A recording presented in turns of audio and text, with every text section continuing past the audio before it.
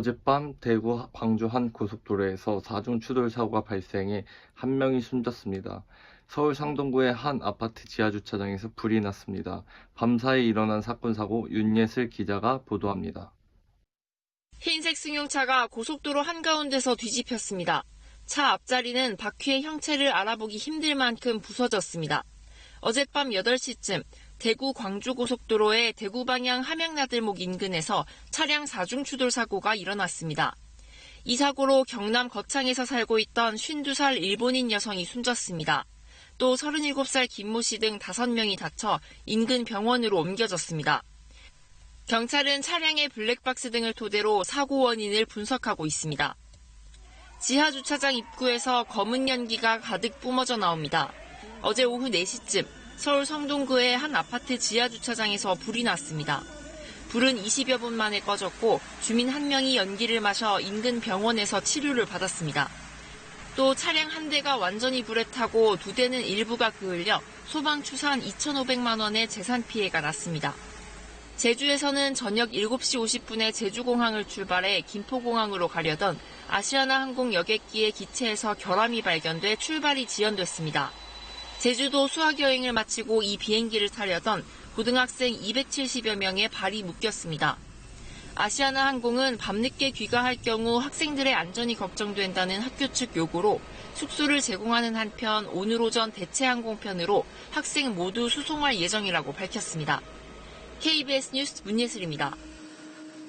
미국이 추가 관세 인상으로 중국 압박에 나선 가운데 워싱턴에서 열린 미중 간 이틀째 무역이 종료되었습니다.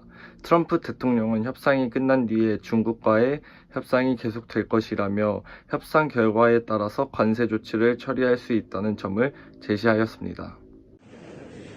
이틀째 협상은 미국이 중국산 제품에 대한 추가 관세율 적용이 시작된 지 10시간 만에 재개됐습니다. 양측의 협상은 1시간 반 만에 종료됐습니다. 중국 측 협상 대표인 류허 부총리를 배웅한 스티븐 무느신 재무장관은 건설적인 협상이었다고 평가했습니다. We are done. They were constructive discussions between both parties. That's all we're going to say.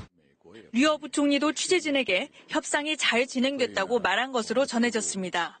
하지만 양측 모두 구체적인 협상 결과는 밝히지 않았습니다. 트럼프 대통령은 미측 대표단의 보고를 받은 뒤 트위터를 통해 지난 이틀 동안 솔직하고 건설적인 대화를 했다며 향후 협상은 계속될 것이라고 밝혔습니다. 그러면서 향후 협상에 따라 관세 철회 여부가 결정될 것이라고 덧붙였습니다. 추후 미중 무역 협상이 이어질 수 있음을 시사한 것입니다. 미국은 현지 시간 10일 이후 중국에서 출발한 제품부터 인상된 관세를 적용하기로 한 상태.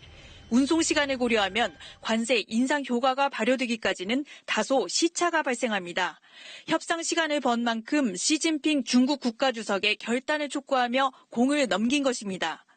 미국의 관세 인상에 대해 중국은 보복 조치 가운데 하나로 대두 등 미국산 농산물의 수입 금지 등을 검토 중입니다.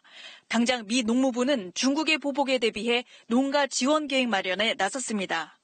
이처럼 미국과 중국이 강대강 대치를 이어가고 있지만 무역 전쟁의 득실을 계산하며 막판 극적 타결에 나설 가능성도 배제할 수 없습니다. 워싱턴에서 KBS 뉴스 서지영입니다. 주말인 오늘 서울 도심 곳곳에서 각종 집회가 열리는 가운데 진보단체와 보수단체가 충돌이 우려되고 있습니다. 경찰은 충돌 사태를 미연에 방지하기 위해 대규모 병력을 투입하였습니다. 박근혜 전 대통령의 석방을 주장하는 보수단체들의 집회는 오후 1시부터 시작됐습니다. 경찰 추산 5,000명, 주최 측 추산 10,000명의 집회 참가자들은 북한의 미사일 발사와 문재인 대통령의 대북 정책 등을 비판했습니다.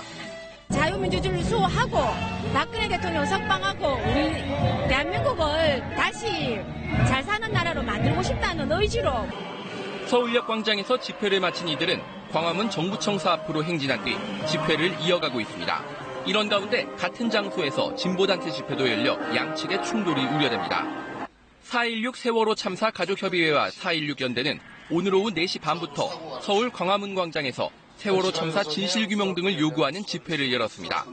이들은 자유한국당 해산과 황교안 대표의 처벌을 촉구하며 저녁 7시 반부터는 안국 로터리까지 행진을 진행할 예정입니다. 민주노총도 서울 해화역 앞에서 집회를 열고 문 대통령이 선거 당시 공약으로 내걸었던 공공부문 비정규직의 정규직화를 추진하라고 촉구했습니다. 경찰은 대규모 경력을 투입해 집회 참가자들 간 충돌 사태에 대비하고 있습니다. 앞서 어제 저녁 대한애국당이 기습 설치한 광화문 광장 농성천막에서는 철거를 요구하는 일부 시민과 농성 중인 당원 간의 크고 작은 충돌이 빚어지고 있습니다. 서울시는 자진 철거를 요청했지만 대한애국당은 이를 거부하고 천막 농성을 계속하고 있습니다. KBS 뉴스 양성모입니다. 박근혜 정부 시절 정부 경찰이 정치 개입 의혹 등을 수사 중인 검찰이 당시 경찰 4명에 대해서 구속영장을 청구하였습니다. 강신명, 이철성 2명의 정직 경찰청장도 여기 포함되어 있습니다. 검찰은 이들이 정부 경찰의 비리 행위를 제지하기는커녕 보고를 받고도 묵인한 것으로 보고 있습니다. 이지은 기자입니다. 2016년 20대 총선을 앞두고 경찰청 정보국은 지역의 선거 동향을 수집해 보고했습니다. 보고서엔 단순한 정보뿐 아니라 당시 여당 친박 정치인의 당선을 위한 제언도 들어있었습니다. 검찰은 이 같은 불법 행위의 정점에 있던 강신명, 이철성 전 경찰청장, 그리고 고위 전현직 경찰 간부 2명에 대해 구속영장을 청구했습니다. 박화진 당시 청와대 치안비서관이 경찰정보국에 선거정보 수집 지시를 전달하면 김상훈 경찰정보국장이 정보경찰을 동원해 문건을 만들어 보고한 것으로 검찰 조사에서 드러났습니다. 이 같은 선거 개입은 강신명 당시 청장과 이철성 차장의 지시 또는 묵인을 통해 이루어졌다는 게 검찰 판단입니다. 정보경찰은 또 진보교육감 등 정부 정책에 반대하는 세력을 좌파로 규정하고 사찰하기도 했습니다. 이 같은 불법 행위는 강 전 청장과 이 전 청장이 잇따라 정보국장을 맡았던 2012년부터 2016년까지 계속된 것으로 검찰은 보고 있습니다. 강 전 청장과 이 전 청장은 불법 정보 수집을 지시하지도 보고받지도 않았다고 검찰에서 주장한 것으로 전해졌습니다. 당시 이 같은 불법 정보 수집과 유통에 개입한 의혹이 있는 경찰 간부들은 승진을 거듭했고 일부는 여전히 고위 간부로 재직 중입니다. 정보경찰의 폐해가 드러나자 경찰은 쇄신과 개혁을 공언했지만 실질적 방안은 아직 나오지 않고 있습니다. KBS 뉴스 이지윤입니다. 삼성 바이오로직스 분식 회계 의혹 증거 은닉에 관여한 혐의를 받고 있는 삼성전자에만 2명이 구속되었습니다. 검찰은 삼성바이오의 증거인멸이 그룹 차원에서 이루어진 것으로 보고 수사를 확대할 방침입니다. 이현준 기자입니다. 삼성 바이오로직스 분식 회계 의혹 관련 서버와 하드디스크 등을 은닉하는 데 관여한 혐의를 받고 있는 삼성전자 임원 2명이 구속됐습니다. 서울중앙지법은 삼성전자 사업지원 TF 백모 상무와 보안선진화 TF 서모 상무에 대한 구속영장을 발부했다고 밝혔습니다. 재판부는 범죄 혐의가 소명되고 피의자들의 대응 방식 등에 비추어 증거를 인멸할 염려가 있다고 영장 발부 사유를 밝혔습니다.